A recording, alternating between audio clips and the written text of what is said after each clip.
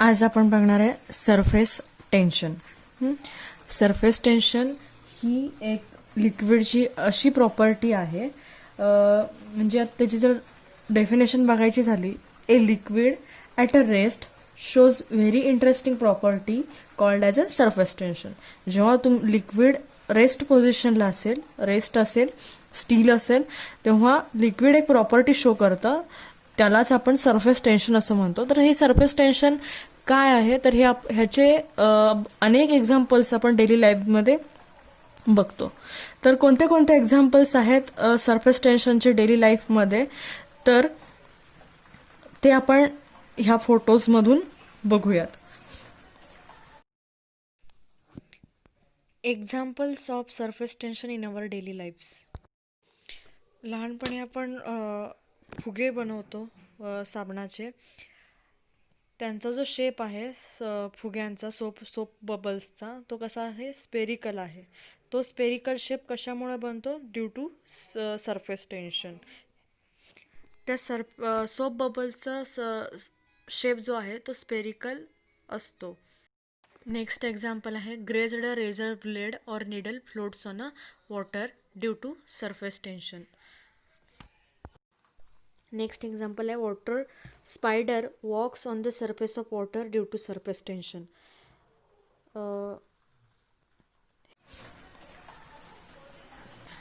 आता आपण बघणार आहे molecular theory of surface tension. Molecular theory of surface tension हा पार्ट बघण्याआधी आपण बघितलेलं होतं.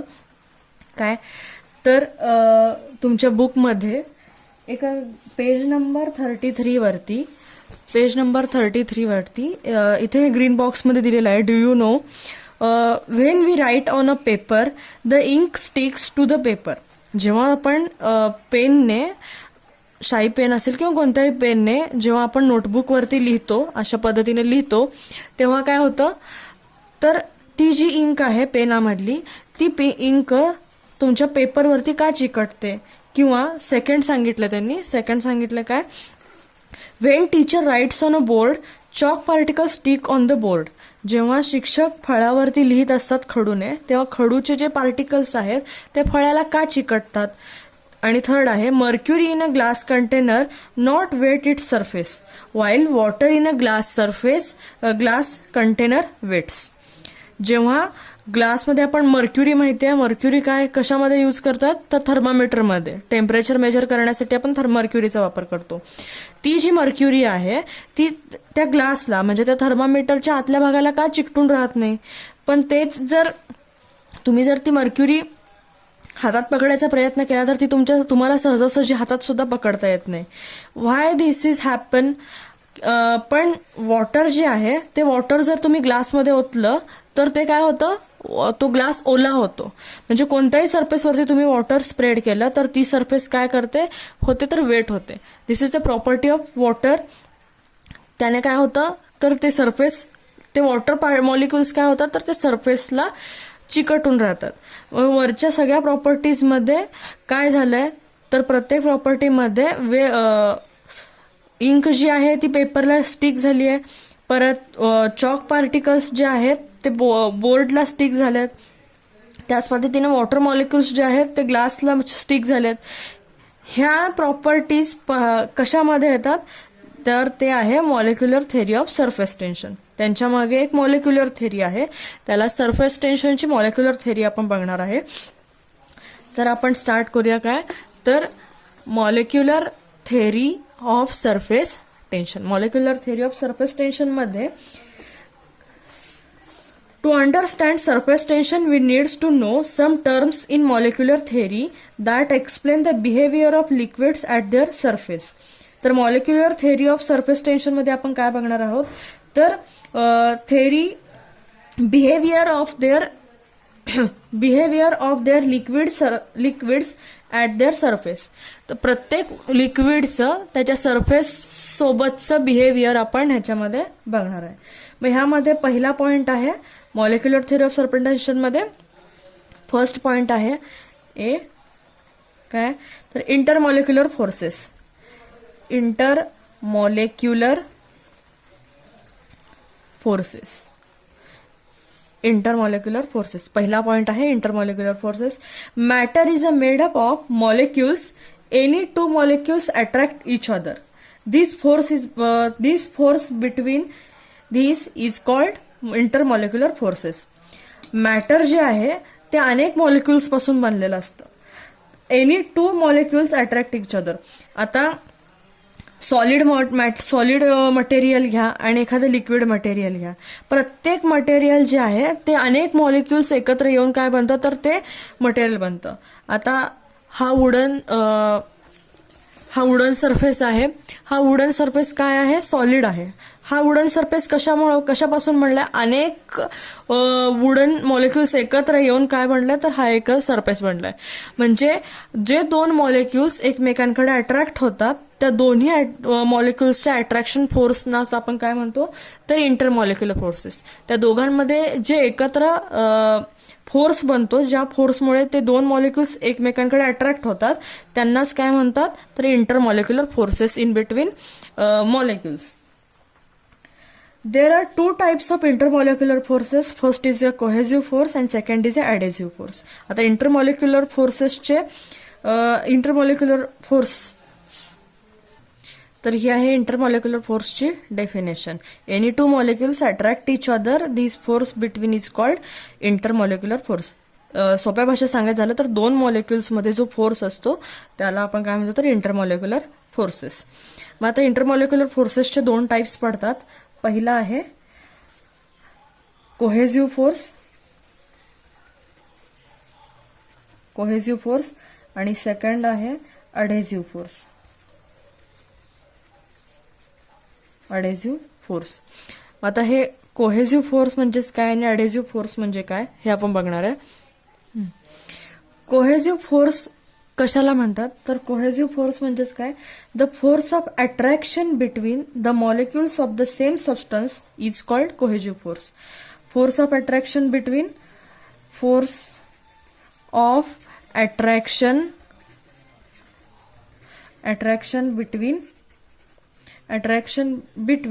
द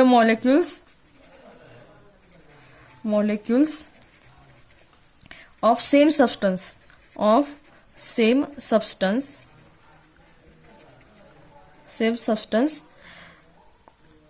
दोन सेम सबस्टन्स आहेत त्यांच्यामध्ये असणाऱ्या मॉलिक्युल्स मधला फोर्सला काय म्हणतात तर कोहेसिव्ह फोर्स. तर याचं example of cohesive force is force of attraction between two air molecules. आता जर दोन ऑक्सिजन मॉलिक्युल्स असतील, दोन ऑक्सिजन मॉलिक्युल आहे. ह्या दोन दोन ऑक्सिजन मॉलिक्युल्स एकत्र आले, ऑक्सिजन तर ह्या दोघांच्या मॉलिक्युलमध्ये जो फोर्स तयार होतो त्याला आपण काय म्हणतो तर कोहेसिव्ह फोर्स असं म्हणतो. किंवा दोन सॉलिड मॉलिक्युल्स एकत्र आले. कोणते दोन सॉलिड मॉलिक्युल्स असतील तर सॉलिड मॉलिक्युल्स आहेत समजा एक साल्ट, दुसरा एक साल्ट मॉलिक्यूल घेतला. ह्या दोघांमध्ये जे फोर्स ऑफ अट्रॅक्शन आहे, force of attraction between these two molecules. साल्टचा एक मॉलिक्यूल आहे म्हणजे दोन्ही मॉलिक्यूल काय आहेत सेम आहेत. ऑक्सिजन दोन्ही सेम आहेत. साल्ट दोन्ही काय आहेत इक्वल आहेत. त्याच पद्धतीनं दोन वॉटर मॉलिक्यूल घेतले तुम्ही, दोन वॉटर मॉलिक्यूल H2O, दोन वॉटर मॉलिक्यूल घेतले. ह्या दोघांमध्ये जो फोर्स ऑफ अट्रॅक्शन आहे दोन्ही मॉलिक्युल्समध्ये, साल्टमध्ये असेल, ऑक्सिजनमध्ये असेल, वॉटरमध्ये असेल, काय आहेत प्रत्येक ठिकाणी हे काय आहेत इक्वल आहेत. हे दोन पार्टिकल इक्वल आहेत, हे दोन मॉलिक्यूल इक्वल आहेत, हे दोन मॉलिक्यूल इक्वल आहेत. प्रत्येक इक्वल मॉलिक्यूलमध्ये सेम मॉलिक्यूलमध्ये जो फोर्स ऑफ अट्रॅक्शन तयार होतो मॉलिक्युल्स मधला त्याला आपण म्हणतो कोहेसिव्ह फोर्स. मग हा जो कोहेसिव्ह फोर्स आहे, cohesive force is strongest in solids. Cohesive force सॉलिड्समध्ये जास्त स्ट्रॉंग असतो. And weakest in gas.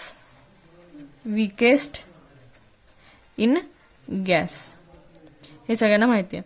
आता हे सॉलिड मटेरियल आहे असं कन्सिडर करा, हे लिक्विड मटेरियल आहे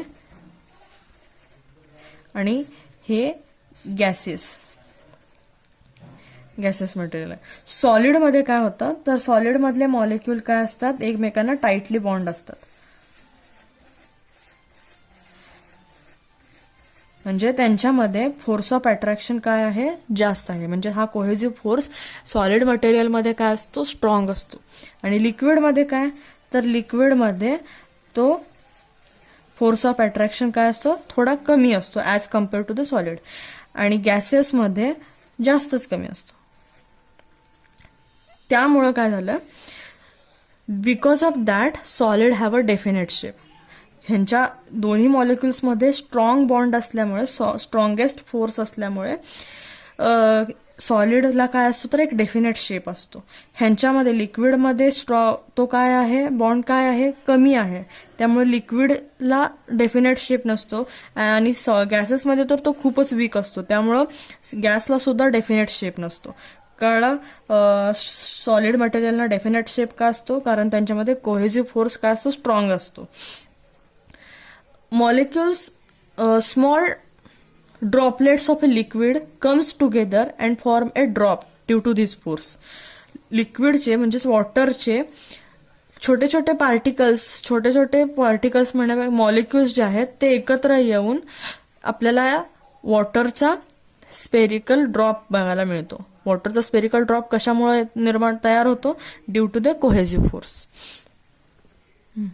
नेक्स्ट फोर्स आहे, त्याचाच दुसरा पार्ट आहे अडेझिव्ह फोर्स. आता आपण कोहेसिव्ह फोर्स बघितला, नेक्स्ट आहे अडेझिव्ह फोर्स. अडेझिव्ह फोर्स म्हणजेच काय, तर त्याची डेफिनेशन आहे the force of attraction between the molecules. Force of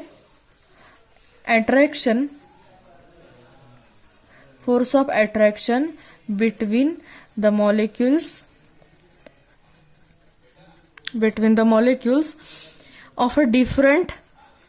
of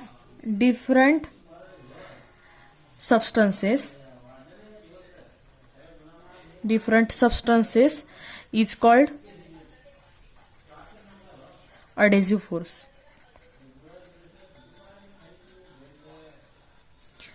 तर कोहेसिव्ह फोर्स कशात होता, जे दोन सेम पार्ट सबस्टन्सेस असतील त्यांच्यामधल्या मॉलिक्युल्समध्ये असणाऱ्या फोर्सला आपण काय म्हणतो तर कोहेसिव्ह फोर्स.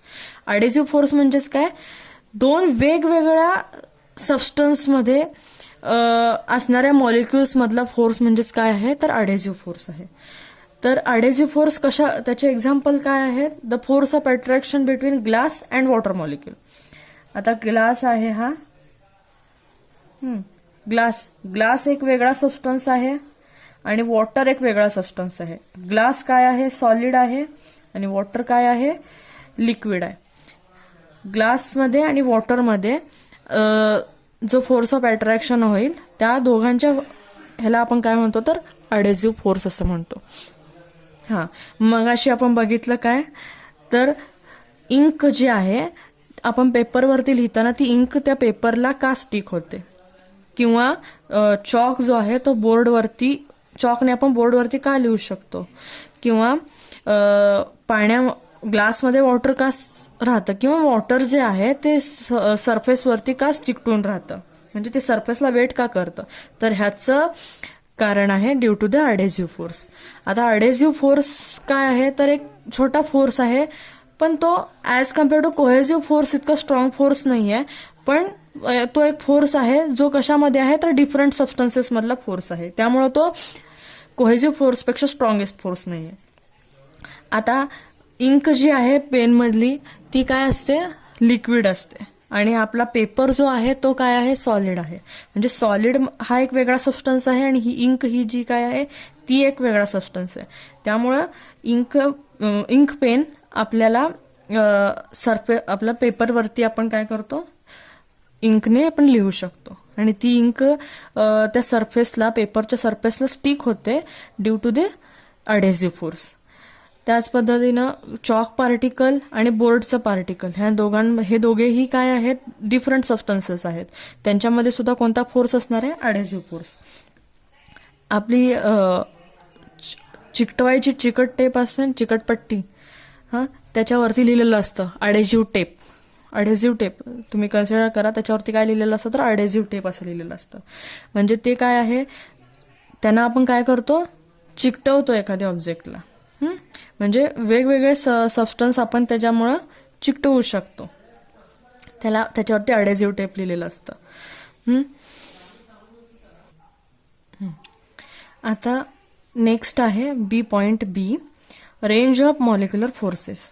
मॉलिक्युलर फोर्सेसला एक रेंज आहे, म्हणजे कुठंपर्यंत. आता सपोज हा एक ग्लास आहे आणि ह्या ग्लासमध्ये आपण वॉटर भरलं.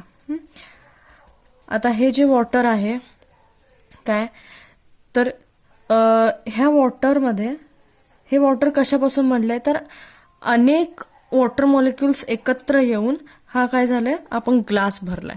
म्हणजे ह्या ग्लासमध्ये असणाऱ्या वॉटरमध्ये आणि भरपूर वॉटर्सचे मॉलिक्युल्स असतील, त्यातला आपण हा एक वॉटर मॉलिक्यूल, आता इथे एक वॉटर मॉलिक्यूल आहे असं आपण कन्सिडर केलं, तो मी इथं ड्रॉ केला. हा एक वॉटर मॉलिक्यूल आहे, H2O असं इथं मी लिहिलंय. हा एक वॉटर मॉलिक्यूल आहे. हा वॉटर मॉलिक्यूल दुसऱ्या वॉटर मॉलिक्यूल, आता इथं असणाऱ्या वॉटर मॉलिक्यूलला, इथं असणारा दुसऱ्या वॉटर मॉलिक्यूलला, ह्या दोघांमध्ये असणारा जो फोर्स आहे, मॉलिक्युलर फोर्स, ह्या दोघांमध्ये, ते दोघांमध्ये एक रेंज आहे. दोन वॉटर मॉलिक्युल्समध्ये एक रेंज असते की त्या रेंजपर्यंतच त्यांचा फोर्स मर्यादित आहे. मॅक्झिमम रेंज किती आहे ह्या दोन मॉलिक्युल्सच्या फोर्स ऑफ अट्रॅक्शनची, तर इट इज इन नॅनोमीटर. तर त्यांची रेंज कशामध्ये मेजर केली जाते तर नॅनोमीटरमध्ये, म्हणजेच 10⁻⁻⁹ metre. Range of molecular forces काय आहे, 10⁻⁹ मीटर, म्हणजेच नॅनोमीटरमध्ये त्या दोन मॉलिक्युल्स. आता हे जे दोन मॉलिक्युल्स आहेत वॉटर मॉलिक्यूल, ह्या दोन वॉटर मॉलिक्यूल, एक त्या दोघांमध्ये जे डिस्टन्स आहे ते किती आहे, 10⁻⁹ मीटर. म्हणजे त्याच्यापेक्षा लांब जर तुम्ही ते वॉटर मॉलिक्यूल एकमेकांपासून लिहिले, म्हणजे आता इथं जर 10⁻⁹ मीटर ह्या दोघांमध्ये वॉटर मॉलिक्यूलमध्ये डिस्टन्स असेल, तर त्याच्यापेक्षा जास्त अंतर लांब जर तुम्ही ते वॉटर मॉलिक्यूल लिहिले, तर ह्यांच्यामधला तो जो मॉलिक्युलर फोर्स जो आहे, इंटरमॉलिक्युलर फोर्स, तो कमी होतो. म्हणजे त्यांची रेंज कुठंपर्यंत आहे, फक्त 10⁻⁹ मीटर ही त्याची काय आहे, रेंज आहे. Therefore they are called short range forces. म्हणून त्यांना आपण काय म्हणतो तर शॉर्ट रेंज फोर्सेस असं म्हणतो. कशाला, इंटरमॉलिक्युलर फोर्सेसला आपण काय म्हणतो तर शॉर्ट रेंज फोर्सेस असं म्हणतो. लॉंग रेंज फोर्सेस कोणते कोणते आहेत मग, जे डेली यूजमध्ये आपण यूज करतो फोर्सेस, त्यांना आपण काय म्हणतो, जे क्लासिकली आपण फाइंड करू शकतो, मेजर करू शकतो, अशा फोर्सेसना काय म्हणतात तर लॉंग ऑर्डर फोर्सेस. पण हे जे आहेत intermolecular attraction of forces are the short range forces, आणि त्यांची रेंज आहे 10⁻⁹ मीटर. आता हा आपण एक मॉलिक्यूल घेतला, ह्या मॉलिक्यूलची रेंज इथंपर्यंत जाईल, इथून इथंपर्यंत, ती इकडून इथंपर्यंत, इकडून इकडंपर्यंत, इकडून इकडेपर्यंत, इकडून इकडेपर्यंत, इकडून इकडेपर्यंत, इकडून इकडे, इकडून इकडं. म्हणजे इथून इथं 10⁻⁹, इकडून इकडून 1 नॅनोमीटर, इकडून 1 नॅनोमीटर, इथं.